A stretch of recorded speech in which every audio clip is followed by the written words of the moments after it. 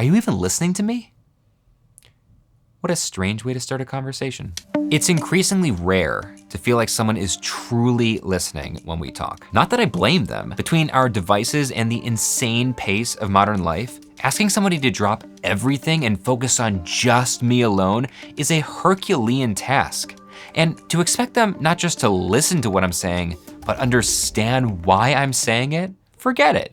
If you feel like no one ever listens to you, your family, your friends, your colleagues, your boss, you're not alone. Over 2 out of every 3 Americans feels lonely or isolated on a regular basis. Lonely people have higher rates of anxiety, depression, and suicide. They even have a 50% increased risk of dementia. At work, lonely people are less engaged, less productive, twice as likely to miss work due to stress, and 5 times as likely to miss work due to illness. They also think about quitting their jobs twice as often and act on it. But I said, I don't care if they lay me off either, because I told Bill that if they move my desk one more time, then I'm quitting. When we don't feel heard, it has a devastating impact on every aspect of our lives. And in this video, we're gonna solve it. By the way, my name is Brian Miller. I'm a former professional magician turned author, speaker, and consultant on human connection. Complicating matters, nearly half of the population identify as introverts. Most introverts aren't shy. That is a common misunderstanding. Introversion and extroversion actually have to do with energy. Extroverts gain energy from being around other people, while introverts gain energy from alone time. As an extrovert myself, I enjoy my alone time, but after an hour or so, I need social interaction to refuel my battery. I could talk to people at a party for 8 straight hours without getting tired. My wife, on the other hand, she's an introvert. She enjoys socializing, but after an hour or so, she needs alone time to refuel.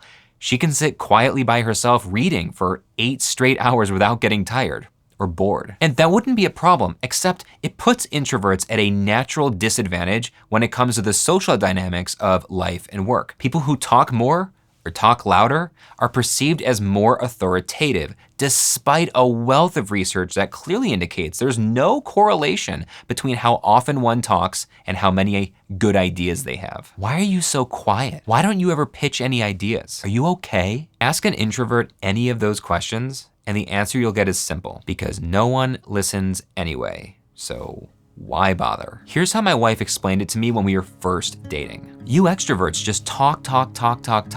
Most of what you say isn't important, but you seem to have the need to just keep talking. And that's fine, but as an introvert, I don't talk unless I'm sure what I'm saying is useful or important to the listener, which means I spend a lot of time thinking.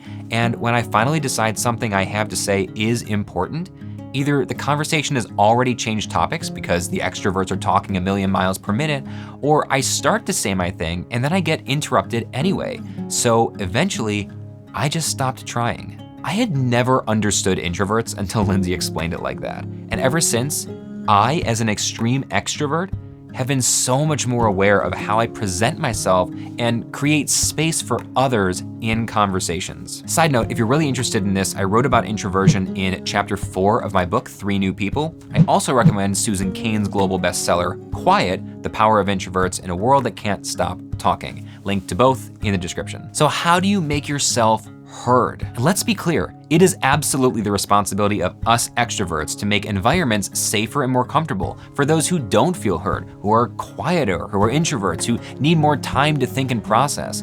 We need to make social spaces more approachable for people trying to get out of their comfort zones. But you can't control others. You can only control your own thoughts and your own actions. And with that in mind, here are 3 tools to make people listen to you.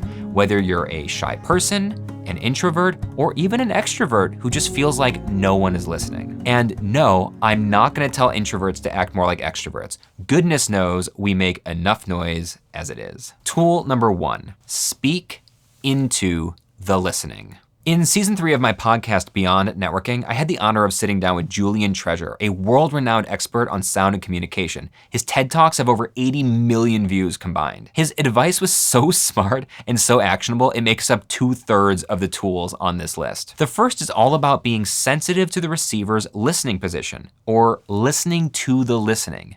Here's how Julian explains it. That you always speak into are listening. And that's an important thing to consider because it allows you to start asking the question, what's the listening I'm speaking into, which is listening to the listening. It's being sensitive to the receiver. And that is crucial because the biggest mistake I see all the time people making is assuming that everybody listens like I do, and they do not. So it's very important to be sensitive to those things, the culture, the language, your values, attitudes, beliefs, the things that you accrete along the way from your parents originally, and then perhaps from friends, role models, teachers, whoever it might be.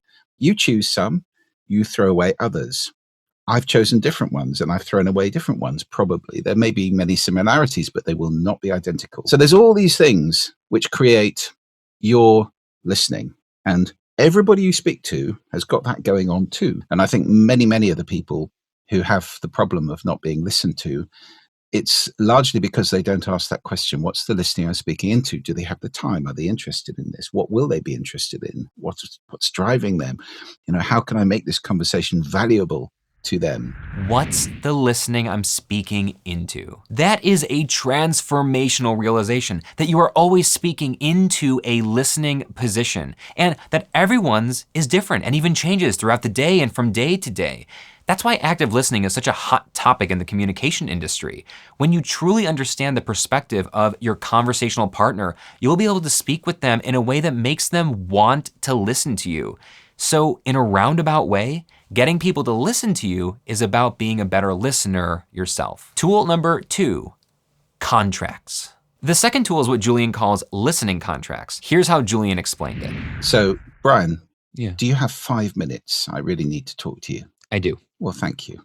So then I have a contract with you. You've just committed to listen to me for 5 minutes. How many times do we just pile straight in? And we don't know if the person's just had terrible news or is wondering what they're going to buy for lunch or is upset because they've just had an argument with somebody or has a tremendously important thing they've got to do in 3 minutes and they haven't got time to listen right now. So that contract is a really effective way, particularly for somebody who's a little bit shy or, it's hard to turn that down if you really have got 5 minutes. You've actually bought 5 minutes of listening, which is very, very valuable thing. Very valuable indeed. See, by and large, people like to keep their word, to uphold their promises. That's what makes this technique so effective. You're asking for a very reasonable amount of time. I mean, who hasn't got 5 minutes to discuss something that you've already told them is important to you? Use this tool if you need a quick and easy shortcut to get someone to listen to you about something specific. Now, before I give you the final tool, which is gonna blow your mind in its simplicity, I have a great resource for you. 7 ways to talk to anyone without looking like an idiot. Download it for free at softskillsarehard.com. And finally, the grade school method. Remember what your 6th grade English teacher taught you about writing essays? Tell them what you're gonna tell them, then tell them, and then tell them what you told them. Yeah, it still works as adults. In a world of 3-second attention spans, one of the biggest mistakes communicators make is not being crystal clear and somewhat obvious about the point of the conversation. I am super guilty of this in casual social conversations. I love telling stories. I love building suspense and revealing twists and turns.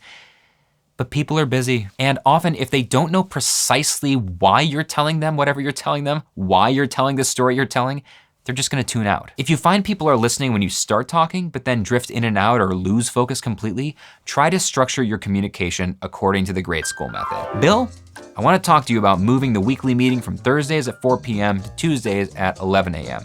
Here are the reasons I think we should change the meeting day and time.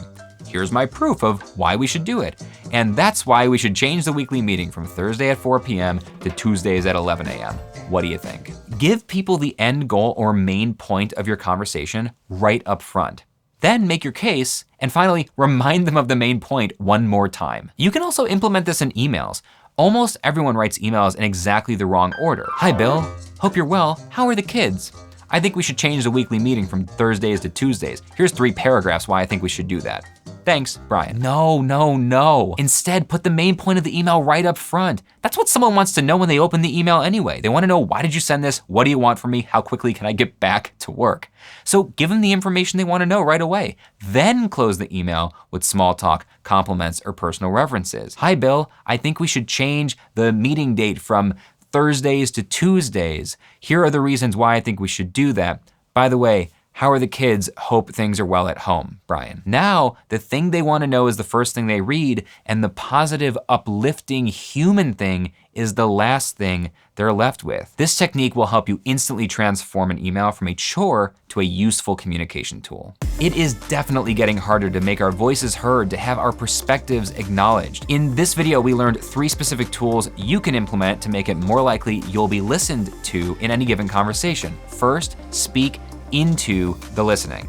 Second, establish a listening contract. And third, be clear about the main point. Yes, us extroverts need to do a better job of creating environments where the more considered, less talkative people have space to be heard. It's not an easy change, but that change is coming. Send this video to the extroverts in your life. After all, even extroverts want to be listened to. And while they're here, they'll hopefully discover something about introverts they never knew before, like how the light bulb went off for me years ago when my wife explained it. And one final note, not everyone is gonna give you the time of day, no matter what you do. It's not your job or responsibility to change them. Model the principles of meaningful listening as best as you can. Encourage them to do the same, and ignore everyone who's selfish and uninterested. The world will never be perfect, but we can make it a little bit better, one conversation at a time. Well, that's it for this week. If you enjoyed the video, hit the like button, subscribe for more content, and I will see you soon.